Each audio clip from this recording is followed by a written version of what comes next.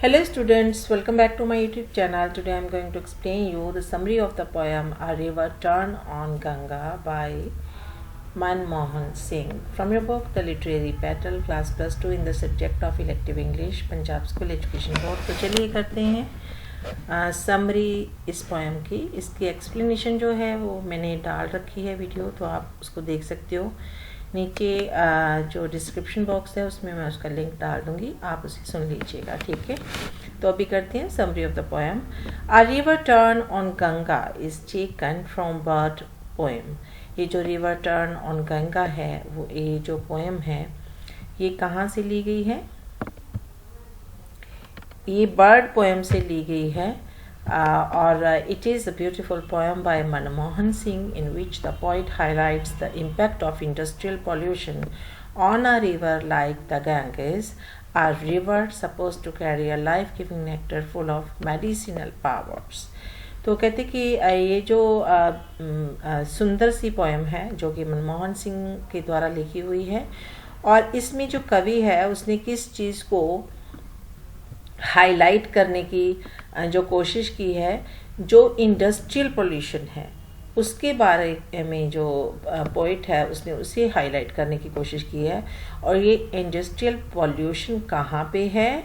ये गंगा रिवर पे है, गंगा रिवर पे, ठीक है। A river suppose to carry, ऐसी रिवर, ऐसी नदी जो कि ये माना जाता है कि क्या कैरी करती है? लाइफ लॉन्ग नेक्टर, कि इसमें लाइफ गिविंग नेक्टर की जीवन प्रदान करने वाला अमृत है, फुल ऑफ मेडिसिनल पावर, जिसमें कि औषधीय गुण है, ठीक है। गंगा को बहुत ही पवित्र नदी के रूप में माना जाता है, और ये भी माना जाता है कि इसका जो पानी है वो बहुत ही मेडिसिनल पावर्स रखता है, और इसीलिए लोग जो है इसमें स्नान करने जाते हैं, इसके दर्शन करने जाते हैं, और इसका पानी भी बॉटल्स में लेके आते हैं। In the fast increasing industrialization in the country, one cannot perhaps do much about it except beating one's angry head against the wall.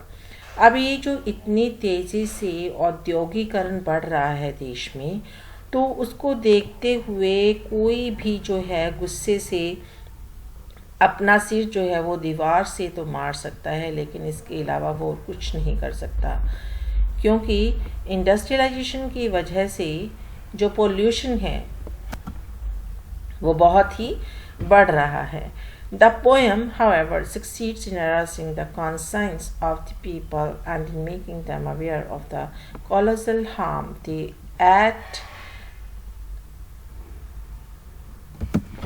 they are doing to the clean environment around them by not heeding the writing on the walls.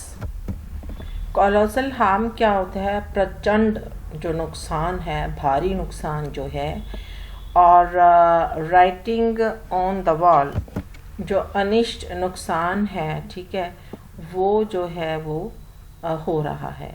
किससे? कहते कि the poem, however, succeeds in arousing the conscience of the people and in making them aware of the colossal harm they are doing to the clean environment, कि जो लोगों को उनकी जो conscience है वो उनको इस चीज़ से अवेयर कर रही है कि वो कितना एक साफ वातावरण को ख़राब कर रहे हैं, प्रचंड नुकसान पहुंचा रहे हैं अराउंड देम, अपने आसपास, by not heating the writing on the wall, उसके अनिष्ट संकेतों को ना समझते हुए। Right, a water bird turns moves lightly over the surface of the water and touches it occasionally. कहते जो वाटर बर्ड है, टर्न नाम का एक वाटर बर्ड है, पानी का पंछी है, जो कि कहते कि सरफेस पे मूव करता है, गंगा की सरफेस पे मूव करता है, और मूव करते हुए वो जो इसमें छोटे छोटे इंसेक्ट्स होते हैं उनके पानी को छूते हुए वो अपनी चोंच से उन इंसेक्ट्स को खा जाता है। तो इस तरह से उसे खाना मिलता है। वो गंगा पे फ्लाई करता है, फ्लाई करता करता बिल्कुल उसकी सरफेस को छूता है, और वहाँ से जो कीट होते हैं उनको खा लेता है और अपना पेट भरता है। Since the water becomes polluted, जब से पानी जो है प्रदूषित हुआ है बाय इंडस्ट्रियल वेस्ट, किसके साथ? इंडस्ट्रियल वेस्ट के साथ, जो इंडस्ट्री से गंदा जो केमिकल्स निकलते हैं, जो पानी निकलता है या जो भी वहाँ से वेस्ट निकलता है, तो उससे ये जो पानी है वो पोल्यूट हो गया है। The outline image of the word is not visible. अब वो आउटलाइन इमेज जो कि बर्ड पानी पर तैरते हुए एक बनाता था, कहते वो विजिबल नहीं है। The bubbles of dirt produced by industrial waste show the development of industries. कहते ये जो बबल्स होते हैं पानी के अंदर, ठीक है, ये किस बात का संकेत देते हैं कि यहाँ पे जो औद्योगिक विकास हुआ है, क्योंकि जो पोल्यूशन है, पोल्यूशन की वजह से जो गंदा पानी, पोल्यूटेंट जो पानी में आते हैं, तो उसकी वजह से पानी में जो एक उफान सा आता है, केमिकल्स वाला पानी होता है। तो कहते वो इस बात को तो दर्शाता है कि हाँ, यहाँ के आसपास नज़दीक कहीं पे कोई जो उद्योग है और औद्योगिक प्रगति का वो एक चिन्ह भी माना जाता है। लेकिन कहते ये एक सोर्स है पोल्यूशन का, that is also a source of pollution. ये प्रदूषण भी फैलाता है। The surface of water has no insects on it.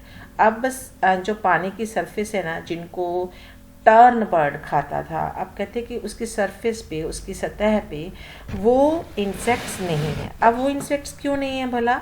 वो इंसेक्ट्स इसलिए नहीं है क्योंकि जो केमिकल वाटर है, जिसके की पॉइंट बात कर रहे हैं कि बबल्स के रूप में जो है वो गंगा रिवर के ऊपर तैर रहा है केमिकल, तो उसकी वजह से वो इंसेक्ट्स जो हैं वो हार्मफुल केमिकल की वजह से मर चुके हैं। These have been destroyed by chemical pollutants, so the bird turn finds no insects to eat and thus starves. और कहते कि इस तरह से जो टर्न नाम का बर्ड है, जो गंगा की सरफेस से उन इंसेक्ट्स को उठाता था, उसको वो इंसेक्ट्स नहीं मिल रहे हैं।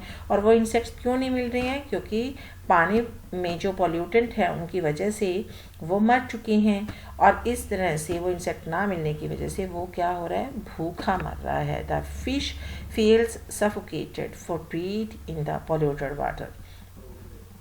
अब जो मछली है वो साफ पानी में सांस लेती है, लेकिन जो पोल्यूटेड वाटर है उसमें उसको ऑक्सीजन की मात्रा प्रॉपरली नहीं मिल रही है, और क्योंकि पॉल्यूटेंट की मात्रा बढ़ गई है तो उसका दम घुटता है। In this way both the tern and the fish are the victims of growing industrialisation.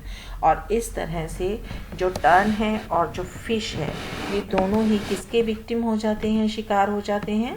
औद्योगिकरण के। The waves which played on the surface of the water have lost. आप कहते कि जो साफ पानी था उस पे जो पानी की धाराएं थी, बहती थी, वो गुम हो गई हैं। Their freeze because of their failing capacity of speed. उनकी फ्रीज भी ख़त्म हो गई है, जो एक वो धार सी बना के जो अपना एक निशान बना के छोड़ जाती थी, वो भी नहीं दिखती है। क्यों? क्योंकि उनकी स्पीड जो है वो कम हो गई है। In spite of all this, इन सब के होते हुए ही many racial memories are woven around the river. इस रिवर में बहुत सारे जो रंग भेद, जो रेशियल जो मेमोरीज है वो भी जुड़ी हुई हैं। These memories are maids tales and songs. और ये जो यादें हैं ये कुछ एक झूठी बातों पे आधारित हैं, कुछ एक कहानियों पे आधारित हैं, कुछ एक जो गानों पे आधारित हैं। The river also carries the memories of the fresh water fish and also of big seeds lost in meditation on the river bank in the hills. और कहते कि ये जो रिवर है, ठीक है, वो बहुत सारी फ्रेश वाटर जो फिश होती हैं उनकी जो मेमोरीज है उनको याद दिलाता है कि किस तरह से जो फिश थी वो इसकी सतह पर तैर रही होती थी। And also big seizes, seizes mean saints, जो कि वहाँ पे रिवर के किनारे पे बैठ के हिल्स में मेडिटेट किया करते थे। कहते कि वो अब यादें ही रह गई हैं, वो अब सचमुच में वहाँ पे नहीं मिलते हैं। The sea is angry, but it is helpless to push the river back to the mountains with its angry tide. अब जो कहते समंदर है ना, वो भी नाराज है। वो क्यों नाराज है? क्योंकि रिवर जो है उसका पानी समंदर में जाता है, राइट। अब जब गंगा रिवर जो है जिन जिन नदियों से आगे जाके बढ़ती हैं मिलती है, उन सब का पॉल्यूशन पानी जो है पोल्यूट कर देती है बिकॉज ऑफ इंडस्ट्रियलाइजेशन। जो उसका पानी पॉल्यूट हुआ है तो वो सारा पानी पोल्यूट कर देती है, और वो पॉल्यूटेड पानी किस में जाता है? समंदर में जाता है। तो समंदर भी इस बात से खफा है, लेकिन वो हेल्पलेस है, वो नहीं कर सकता ऐसा कि वो रिवर को वापस भेज दे, उसे अपने अंदर से समाना पड़ता है। और भी गुस्से के साथ उस धाराओं को जो कि नदियों से, पॉल्यूटेड नदियों से जो उसमें जाती हैं, उसे वापस नहीं कर सकता। तो ये एक बहुत ही खूबसूरत मैसेज कन्वे करती है पोएम कि जो इंडस्ट्रियलाइजेशन के नाम पे हम डेवलपमेंट की बात करते हैं, तो वो डेवलपमेंट कहीं ना कहीं पॉल्यूशन के लिए भी जो है उत्तरदायी है। उसका जो एग्जाम्पल है कवि ने टर्न नाम के पक्षी और फिश के माध्यम से दिया है कि किस तरह से जब गंगा का पानी पॉल्यूट हो जाता है इंडस्ट्रियलाइजेशन की वजह से, उसमें हार्मफुल केमिकल्स जो हैं वो मिक्स हो जाती हैं, तो वहाँ जहाँ पे इंसेक्ट्स ख़त्म हो जाते हैं, फ़िश जो है उसको अपना सांस लेना मुश्किल लगता है, वहीं पे टर्न नाम का पंछी भी है, वो भूखा रह जाता है क्योंकि उसे अब गंगा रिवर की सरफेस से जो है इंसेक्ट्स खाने को नहीं मिलते हैं। तो आई होप आपने ये वीडियो एंड तक देखा होगा और आपको समझ भी आ गया होगा। मिलते हैं नेक्स्ट वीडियो में एक नई टॉपिक के साथ। Till then goodbye, have a nice day.